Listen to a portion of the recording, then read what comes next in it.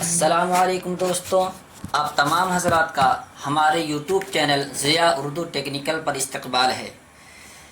آج میں پھر حاضر ہوا ہوں امپیج کے 18ویں سبق کے ساتھ۔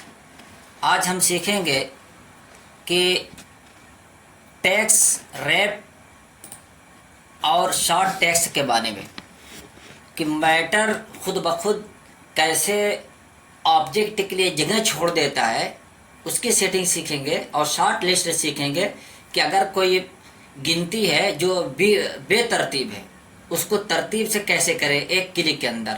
اسی طریقے سے اگر کوئی نام لکھا ہوا ہے اور اس نام میں حروف تہجی کا اعتبار نہیں کیا گیا ہے، تو اس کو ہم کیسے ترتیب وار بنا سکتے ہیں حروف تہجی کے اعتبار سے۔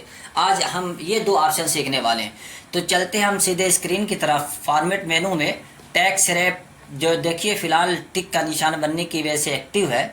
اگر یہاں سے ہم اس نشان کو ختم کر دیں گے تو پھر آپشن کام نہیں کرے گا۔ تو اس آپشن کو کام کرنے کے لیے، یعنی کہ باکس کے لیے یا آبجیکٹ کے لیے میٹر خود بخود جگہ دے دے، اس آپشن کو چالو رکھنے کے لیے یہاں پر اس آپشن کا چالو رہنا ضروری ہے۔ یہاں پر دیکھیے فی الحال چالو، ہم جیسے یہاں پر ایک باکس کھینچتے ہیں، یہاں پر دیکھیے باکس کے لیے میٹر نے خود ہی چاروں طرف سے ہٹ کر کے جگہ دے دی ہے، جیسے میٹر چاروں طرف پھیل گیا ہے، اس کے نیچے میٹر نہیں آیا ہے۔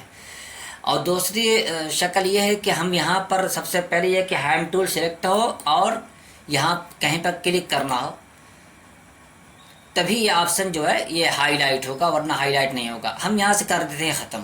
ابھی جیسے ہم ختم کرتے ہیں، دیکھیے آپ باکس یہاں پڑا ہوا ہے، کچھ یہاں پر ہم کلر دے دیتے ہیں جس کی وجہ سے جو ہے تاکہ دیکھنے میں سمجھنے میں آسانی ہو۔ دیکھیے یہاں پر ایک باکس ہے، یہاں پر پکچر باکس بھی لگا سکتے ہیں، اس میں کچھ ہم تصویر بھی دے سکتے ہیں۔ چلیے پکچر باکس کو لا کر کے سمجھنے کی کوشش کرتے ہیں۔ یہ پکچر باکس ہے، اس پر ہم نے ڈبل کلک کرنے کے بعد ہمیں پتہ ہے کہ کہاں پر امیج رکھی ہوئی ہے۔ جہاں پر امیج ہو آپ وہاں پر امیج کو لا کر کے، مثال کے طور پر چلیے ہمارے پاس یہ ایک امیج ہے، ہم اس کو دیکھ لیتے ہیں، اسی سے ہم سمجھنے کی کوشش کرتے ہیں۔ یہ پکچر باکس کے ذریعے سے یہ امیج پڑی ہوئی ہے یہاں پر، لیکن میٹر ہٹ نہیں رہا ہے۔ اب ظاہر سی بات ہے کہ میٹر نہیں ہٹے گا تو میٹر کو یہ بے ترتیب رہے گا، پڑھنے میں کنٹینیو مناسبت نہ ہونے کی وجہ سے اچھے طریقے سے عبارت سمجھ میں نہیں آئے گی کہ کیا لکھا ہوا ہے۔ جب میٹر چاروں طرف اس باکس کے پھیل جائے گا تو میٹر کٹے گا نہیں کہیں سے۔ تو اب یہاں پر دیکھیے یہ جیسے ہم نے وہاں پر فارمیٹ مینو سے ٹیکس ریپ کو ڈی ایکٹیویٹ کیا ہے، یہاں پر چیک جو باکس ہم نے ختم کیا ہے، وہاں سے یہ آپشن جو ہے میٹر کا ہٹنے والا ختم ہو گیا۔ تو ہم پھر یہاں سے چلتے ہیں، یہاں پر ٹیکس ریپ کے آپشن پر جیسے ہی جاتے ہیں، دیکھیے میٹر نے چاروں طرف سے اس کے لیے جگہ دے دیا۔ اب تھوڑا سا اس کے اندر سیٹنگ کرنے کی ضرورت ہے کہ ہمیں میٹر صرف 3 ہی لائن تک کا یہ باکس چاہیے۔ تو 3 لائن تک کا یہ باکس ہے، اور چاروں طرف سے دیکھیے سب سے پہلا عنوان ذوق خلوت، اسی طریقے سے انتہائی محبوب نہ رہی، خلوت کا لطف حاصل کرتے رہے۔ تو اس باکس کے نیچے کوئی میٹر نہ جانے کی وجہ سے اب بالکل ایک دم بالکل پرفیکٹ ہے۔ اور دوسرا آپشن جو ہے یہاں سے بھی ہم چالو کر سکتے ہیں۔ یہاں پر ہم گئے، آگے آنے والا سبق ہے لیکن ہم تھوڑا سا پہلے ہی بتا دیتے ہیں۔ اس آبجیکٹ پر گئے، آبجیکٹ پر جانے کے بعد دیکھیے یہاں پر رن اراؤنڈ لکھا ہوا ہے۔ رن اراؤنڈ کو جیسے ہی ہم ختم کریں گے، میٹر پھر اس کے اندر آٹومیٹک چلا جائے گا۔ تو وہ باکس لانے کے لیے ہم ڈبل کلک کریں گے تو وہی باکس آئے گا۔ اس آبجیکٹ پر ڈبل کلک ہم نے کیا، رن اراؤنڈ کریں گے تو یہاں پر یہ باکس آ جائے گا۔ لیکن اس کے لیے یہ ہے کہ یہاں پر ایکٹیو رہنا ضروری ہے اس آپشن کو چالو ہونے کے لیے۔ اگر ہم نے یہاں سے ختم کر دیا، ٹھیک، پھر یہاں پر آپ چاہے ٹک کریں چاہے نہ کریں، آبجیکٹ آپشن کے اوپر آنے کے بعد یہاں پر دیکھیے ہم رن اراؤنڈ کو چیک باکس کرتے پھر بھی یہاں سے میٹر نہیں ہٹتا ہے۔ یہ ایک باریکی ہے، اس باریکی کو سمجھنے کی ضرورت ہے کہ جب تک ہمارا یہ چاروں نہیں ہوگا، یہاں سے ٹیکس ریپ، یہاں پہ دیکھ لیجیے یہ یہاں سے ٹیکس ریپ ہے، یہ جب چالو ہوگا تبھی آپشن کام کرے گا۔ تو یہاں پر ایک باریک چیز تھی جس کو ہم لوگوں نے سمجھنے کی کوشش کیا ہے۔ اب یہاں سے ہم یہاں سے ہٹاتے ہیں تو میٹر اس کے اندر چلا جاتا ہے، پھر ڈبل کلک کرنے کے ذریعے سے اراؤنڈ اس کے بعد یہ آپشن آ جاتا ہے۔ تو اس آبجیکٹ پر اس آپشن کو چالو کرنے سے جو ایفیکٹ پڑنے والا ہے، جو تبدیلی آنے والی ہے، اسی وقت آئے گی جب ہمارا یہاں سے ٹیکس ریپ چالو ہوگا، ورنہ تو نہیں ہوگا۔ कभी कभी आप अखबार में देखते हैं कि पैराग्राफ का पहला जो लफ्ज़ होता है वो बड़ा होता है, 2 सतर के बराबर होता है, फिर बकिया सारे पैराग्राफ एक जैसे होते हैं। तो उसको कैसे तैयार किया जाता है, चलो उसको सीख लेते हैं।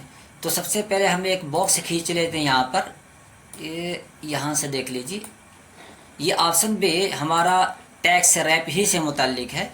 यहाँ से हमने जो है जो पैराग्राफ का पहला वर्ड है, लफ्ज़ है, उसको हम कॉपी कर लेते हैं और यहाँ पर पेस्ट कर लेते हैं। पेस्ट करने के बाद चलिए हमने इसको कर लिया बड़ा, देखिए अब यहाँ पर बड़ा कर लिया। उसके बाद हम इसकी सेटिंग कर देते हैं, ये देखिए सेट कर लिया हमने।